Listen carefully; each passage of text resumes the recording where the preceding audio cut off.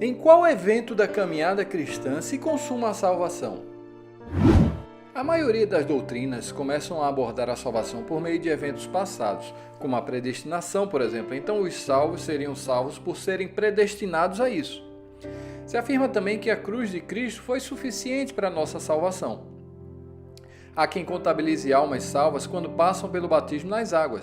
Ainda há algumas variações que consideram os salvos os que levantam a mão em respostas a um apelo ou repetem uma oração específica para isso.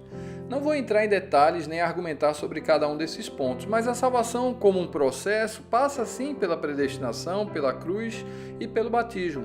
Mas tudo isso é passado. E a minha pergunta foi: o que consuma a salvação e não o que inicia? Hoje lidamos com o presente e falamos de uma vida abundante e eterna sendo recebida num corpo que está morrendo. Não precisa ser cético, mas com um pouco de realismo saudável, você vai notar que a obra não foi completa, convenhamos, mesmo que você tenha em seu espírito essa segurança. Assim, gostaria de fazer outra pergunta, talvez mais específica: de que exatamente somos salvos? Sua resposta rápida deve ter sido do pecado, claro. E sim, em sua primeira vinda, no pacote de eventos passados, Jesus nos livrou da escravidão do pecado. Mas o pecado trouxe uma consequência para a humanidade que ela ainda vai ter que enfrentar: a morte.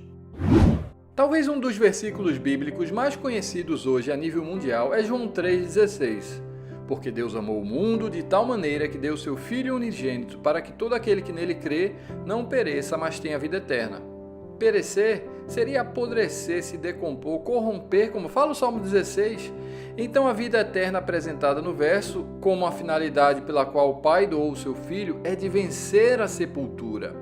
Assim eu poderia parafrasear o verso da seguinte forma: porque Deus amou o mundo de tal maneira que sacrificou o seu Filho unigênito, para que todo que nele crê não fique no túmulo, mas vençam também a morte, ressuscite e seja transformado. A consumação da salvação seria a ressurreição dos mortos, e não somente isso, pois há uma transformação gloriosa nessa ressurreição. Essa seria, finalmente, a revelação dos filhos de Deus que a criação espera ver. A transformação de humanos animais em uma nova humanidade espiritual que ressuscitou dos mortos. Que tão grande salvação!